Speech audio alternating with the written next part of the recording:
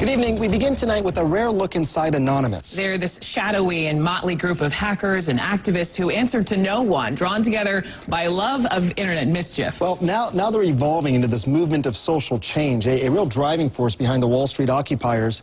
No surprise, they're hated by corporate security, but also hunted by the FBI. And one of the questions we're asking is, who are these people and why are they taking to the streets? To get some answers, Amber Lyons stepped into the shadows.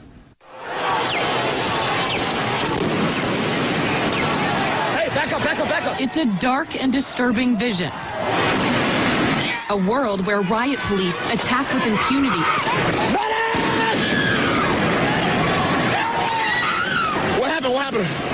You got shot. Get back. Where democracy is corrupted by greed and dissent is crushed. That's how Anonymous sees America. And they say that's why they're fighting back. We are Legion. We do not forgive. We do not forget.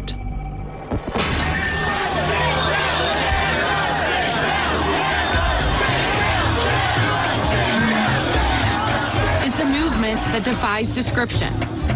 Leaderless. Tell me what democracy looks like. Faceless. Anarchic. This is our space. A loose collective born on the internet, Anonymous has no official members and no hierarchy. But within the group, some individual Anons have greater standing, earned by their skills as hackers, video makers, to see it with my own eyes and record it myself, and increasingly street-level activists. Tell me what police they look like. Troy, not his real name, is one of them. This is what happens when the people have had enough. This is what happens when greed goes unchecked. Troy says he was drawn to Occupy Wall Street after watching his mother struggle with medical debts. He himself is working 2 jobs to make ends meet, despite having a college degree. You kind of just lose track of days, lose track of time, but it's worth it. It's all worth it. We met him at the Occupy Wall Street camp at Zuccotti Park. There's no specific person that talks for us. It's more like a hive, you know, an idea is brought up and whoever agrees with it, if the overwhelming majority of people that agree with it, then we go with it. So we're following Troy, and he's been out here policing, kind of making sure that all of these protesters are getting along with the community and not causing any problems. We're handling internal affairs as far as damage control within the community, making sure that everybody's respecting the local small businesses around here. How's it going? But he's not just watching over the protests. He's also watching the police. Part of the evolution of Anonymous from hackers to activists. Anonymous was born a decade ago in one of the weirdest and darkest corners of the internet, an anything-goes image board called 4chan. 4chan users post anonymously, and the name stuck. We do not forgive. The group adopted a distinct identity and its own symbolism.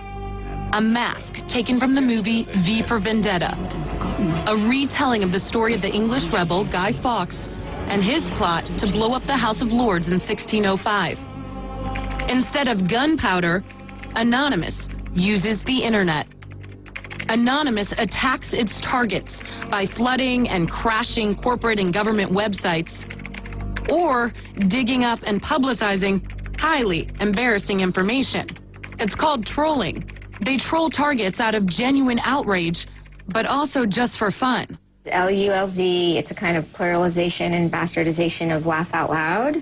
New York University professor Gabriella Coleman has been watching Anonymous for years. It's a term that kind of denotes this sort of pleasure, humor, laughter, everything from something which is quite playful, harmless, to engaging in a kind of full-fledged trolling attack that humiliates. Anonymous's campaigns, known as operations or ops, can be dramatic. In late 2010, a distributed denial of service attack took down the website of PayPal after the company cut off support for the online whistleblower site WikiLeaks. PayPal continues to withhold funds from WikiLeaks, the beacon of truth in these dark times. 16 Anons were arrested by the FBI, charged with conspiring to intentionally damage PayPal's computers. This is a message from Anonymous to the Bay Area Rapid Transit System, BART. This summer, Anonymous attacked the San Francisco area's public transportation system, BART. BART had cut cell service within the transit system as a way of disrupting anti-police brutality protests. Anonymous's reaction was devastating and vicious. We will not issue any more warnings. Op BART included the release of a naked photo of a senior BART employee. Sometimes it kind of makes you laugh, sometimes it makes you cringe, sometimes it makes you laugh and cringe at the same time.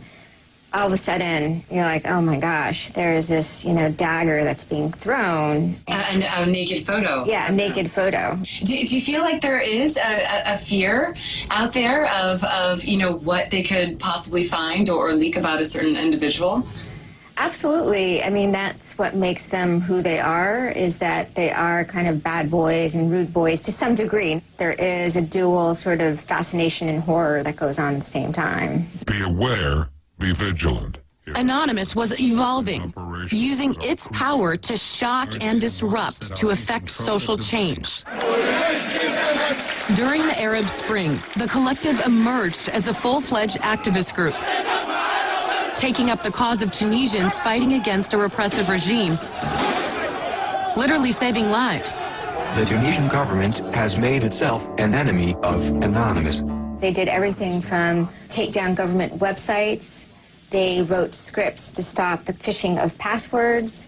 They brought massive media attention to Tunisia. And last fall, Anonymous broke cover here at home, stepping out from behind their secure computer screens for a new cause, Occupy Wall Street. There is a revolution brewing. Suddenly, the symbols of Anonymous were everywhere, in flags, masks, banners. We are the 99%! When we return, pepper spray and Anonymous strikes back. How are they getting personal information of these officers? I'd rather not say. The shadowy internet group known as Anonymous has grown now far beyond its hacker roots. It's now emerging as a forceful public relations weapon for the Occupy protest movement.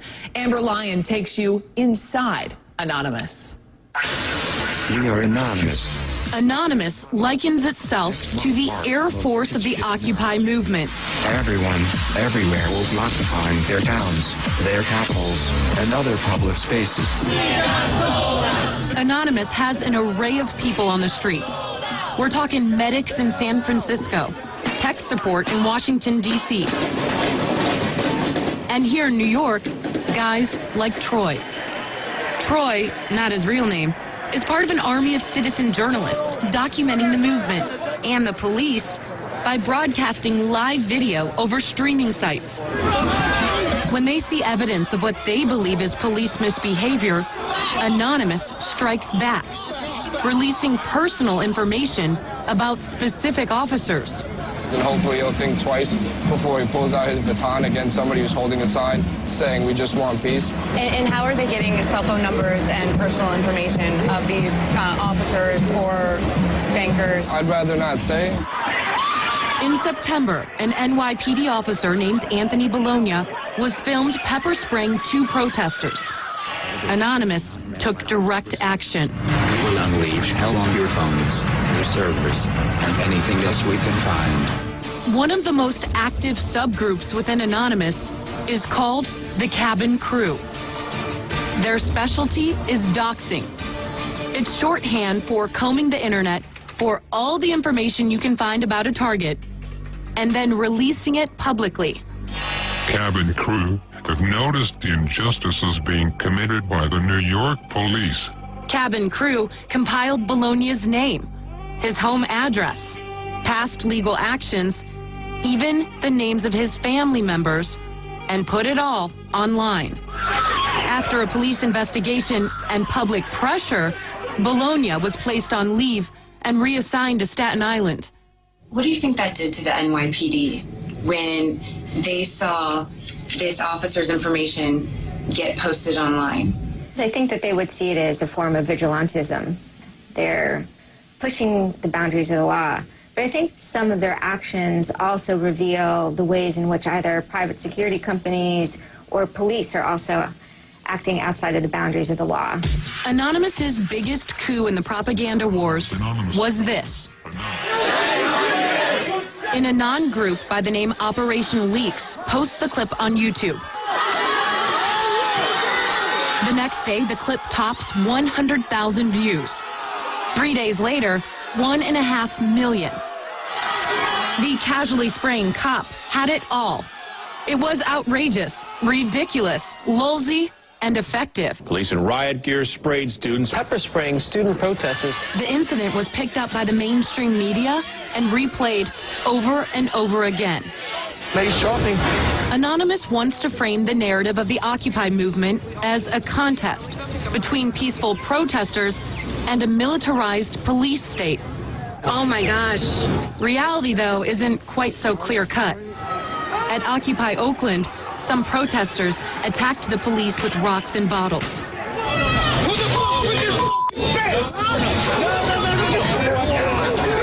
Others erupted in a fury after the city tore down their encampment. They're getting a little heated. Some people are trying to tear down this fence and head into the main area, but others are trying to keep them quiet and calm so that the police don't have to get re-involved. I need some help. We need some more help. You're f***ing willing to fight us, but not the police? They fight the police, and you're doing their job. The Anonymous PR machine focused solely on instances where the cops got out of line. And they have plenty of ammunition. What happened? What happened? He got shot.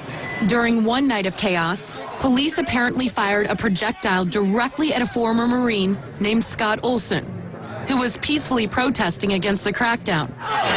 Anonymous went into overdrive. I hereby declare this to be an unlawful assembly. Scanning the video for police badge numbers and names, offering a reward for anyone who could identify the officer responsible. The case is still under investigation. The Department of Homeland Security has put out several alerts to law enforcement and corporate security focused mainly on the group's hacking activities. And the FBI has made more than a dozen arrests. We're living in a police state. But there's no indication that has cramped Anonymous's style. Their latest op? Merry Christmas and a Happy New Year to all on planet Earth. On Christmas Day, members crashed the website of a security research company, hacking its client list along with their credit card numbers in order to steal $1 million for donations to charity. We are Anonymous. Expect us. And our correspondent Amber Lyon now joins us here in studio. A little frightening, yeah, a little scary. Slightly, especially for law enforcement in many aspects. You know, I got to ask, so what if they get it wrong? What if they put up some personal information that is inaccurate? Do they have any accountability? There's very little accountability. Because of the way Anonymous is organized, anyone can claim to be anonymous. There's also a lot of extreme outliers. And you know, law enforcement is intimidated by Anonymous. We tried to get an interview with anyone federally or locally, and they refused to send an officer forward kind of to the chopping block because they feared that if this officer appeared on camera, they could become a target of Anonymous. All right, Amber. Amber, thanks so much for the story. And coming up